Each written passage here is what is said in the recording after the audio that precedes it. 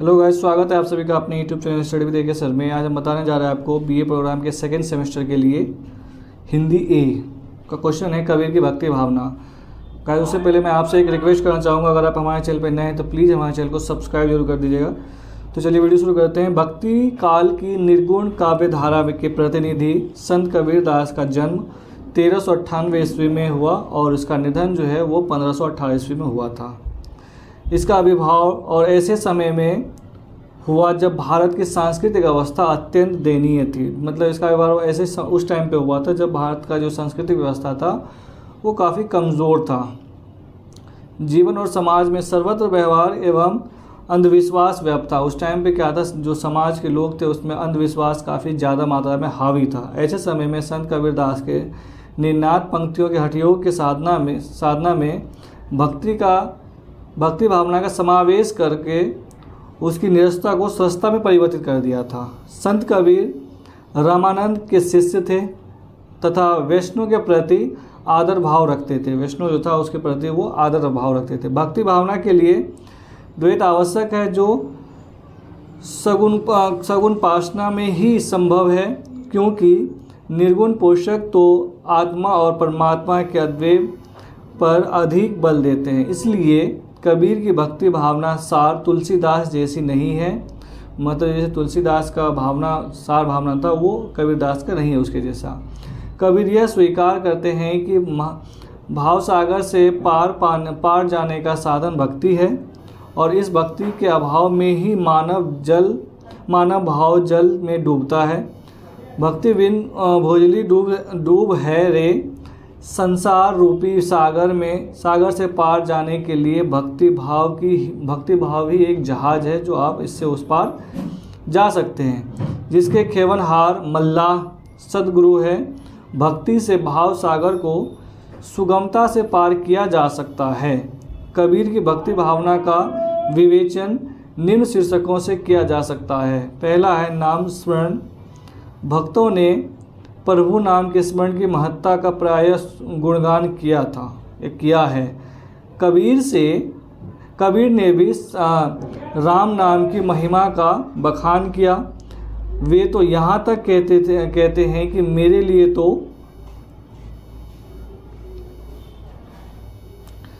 नाम ही खेती बाड़ी है, नाम ही मेरी धन है संपत्ति है, नाम जाप ही मेरी सेवा पूजा है तथा नाम ही मेरा बंधु बांधव है।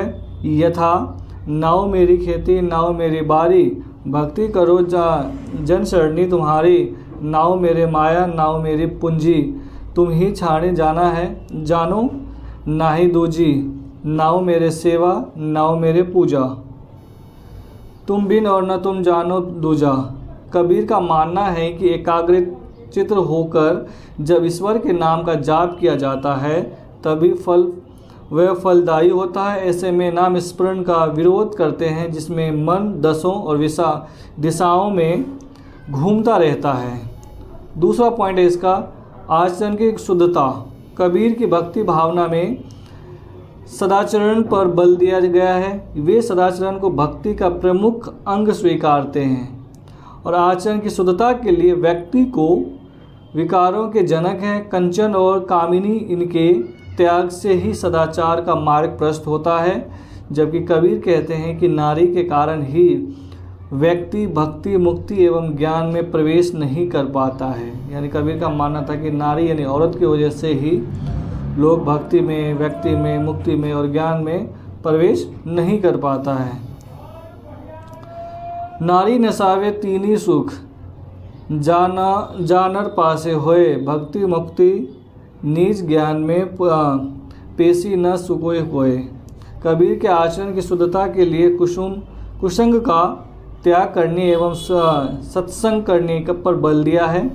कबीर का मत है कि जब तक मन में काम क्रोध मद लोभ मोह ईर्ष्या द्वेष आदि विकार भरे हैं तब तक हृदय में ईश्वर की भक्ति नहीं हो सकती। यानी आपके अंदर अगर ईर्ष्या है, किसी के प्रति लोभ है, मोह माया है, मद है, क्रोध है, गुस्सा है, तो इस विकार स्थिति में आपके हृदय में ईश्वर की भक्ति नहीं समा सकता, यानी नहीं आ सकता है।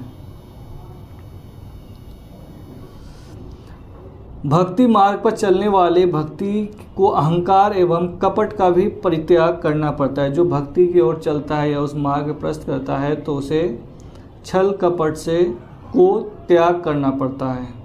जब तक अहंकार है यानी आपके पास घमंड है तब तक परमात्मा की प्राप्ति नहीं हो सकती। परमात्मा जब तक आपके अंदर घमंड है तब तक आपको परमात्मा की प्राप्ति नहीं हो सकती है। जब मैं था तब हरि नहीं, अब हरि है तो मैं नहीं। सब अंधियारा मिटी गया, दीपक देखे मम ही।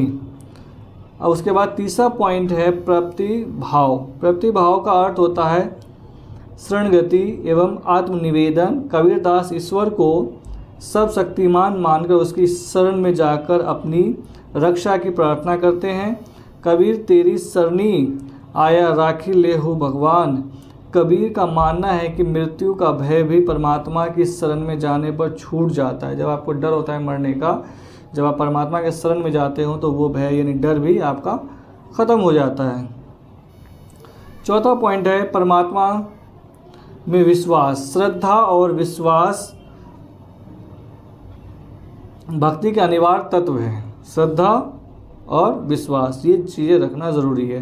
कबीरदास को पूरा विश्वास है कि परमात्मा पूर्ण समर्थ है। वह राई को पर्वत एवं पर्वत को राई करने की समर्थ रखते हैं। यानी वो पर्वत को राई यानी छोटे एक सरसों के बराबर दाना उसको राई बोला जाता है, उसके बराबर कर सकता है। उस राई को पर्वत भी बना सकता है, ये उसके पास सामर्थ्य है। कबीर यह स्वीकारते हैं कि मनुष्य परमात्मा की कृपा से ही कुछ कर सकने का योग्य बनता है। यानी परमात्मा अगर चाहेगा तो मनुष्य कुछ भी कर सकता है, अगर परमात्मा नहीं चाहेगा तो वो कुछ भी नहीं कर सकता है। कबीर को कबीर बनाने वाला भी वही है। न किछु न किया न करी सक्या, न करने जो शरीर, जो किछु किया सो हरि किया, लाभे भया कबीर कबीर। कबीर का परमात्मा में यह विश्वास उनकी भक्ति का एक प्रमुख अंग है। पांचवा पॉइंट है बच्चों वैराग्य भावना। वैराग्य का तात्पर्य है संसार को छोड़कर जंगल में निवास करना। जंगल में निवास करना नहीं है, संसार में रहते हुए मन में संतोष वृत्ति लाना, विषय भोगों के प्रति अनासक्त होना, आशा तृष्ण की मुक्त होना ही वैराग्य है। जब भक्त भगवान की ओर उन्मुख हो जाता है तो सांसारिक विषयों के प्रति वृत्ति स्वतः जागृत हो जाती है। कबीर की मान्यता है कि आशा और तृष्ण जन्मतर पर पीछा करती रहती है। माया मरी न मन मुआ, मरी मरी जात शरीर, आशा तृष्णा न मरी सो कही गए दास कबीर। कबीर संसार के रिश्ते नाते को क्षण भृंगुर मानते हैं। ये सारे संबंध स्वार्थ में होता है, ऐसे कहकर कबीर वैराग्य जगाने का प्रयास करते हैं। काफ़ी माता पिता कहू काको कौन पुरुष की जोए, घट फूटे को न बात पूछे काडू काडू होए।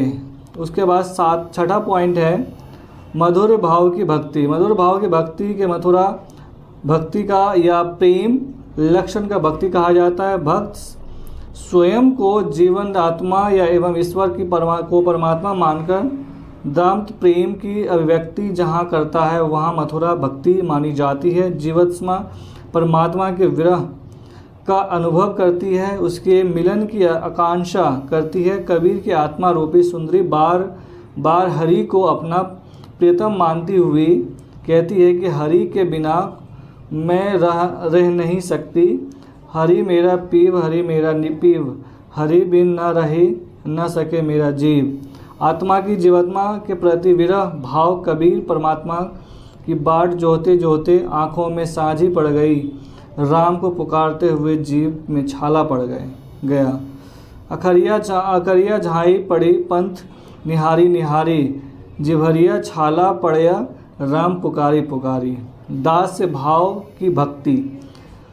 जिस प्रकार तुलसीदास की भक्ति का दास भाव कि उसी प्रकार कबीरदास की भक्ति भावना भी दास से भाव दिखाई पड़ता है।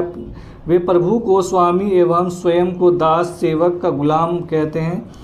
मैं गुलाम मोही बेची गोसाई, कबीर भले ही निर्गुण बागे संत कवि होई, किंतु उसमें दास भाव की भक्ति दिखाई देती है। दास कबीर भजी सारंग पान, देहु अभय पद मांगो दान। कबीर के राम अनादि अनंत है, त्रिगुण गीत है, सत्य स्वरूप है। वे न जन्म लेते हैं न मृत्यु को प्राप्त होते हैं। वे अविनाशी एवं पूर्ण हैं। योगी उन्हें योग के पास से पाते हैं तो भक्त उन्हें भक्ति से प्राप्त करते हैं। यह भी उल्लेखनीय है कबीर के राम एक और तो सगुण राम दशरथ पुत्र से भिन्न है, तो दूसरी ओर शंकराचार्य के निर्गुण ब्राह्मण से भी अलग है, क्योंकि ये ज्ञान के नहीं भक्ति के विषय हैं। जीवात्मा प्रियतम राम के प्रति अनुरक्त होकर ऐसी पागल हो गई कि उसे लोक लाज का भी भय नहीं है। मेरी बोरी मेरे राम भरतार, न कारणी रुचि करो सिंगार। कबीर ने निर्गुण निराकर अजनात्मा अनुरूप अलख वृह को ही राम के नाम से संबोधित किया है। कबीर भले ही निर्गुण संत कवि है, किंतु उनमें भक्ति तत्व की प्रधानता वह भक्ति जो सगुण साकार रूप से संबंध होती है, उसे निर्गुण निराकार ब्रह्म से प्रति उतनी ही तीव्रता होती है।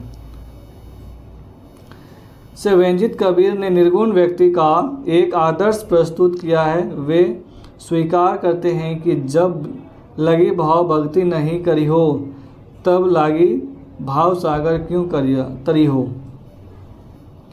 कभी अपना स्वर परमात्मा के प्रति समर्पित करते हुए कामनाहीन हो जाते हैं।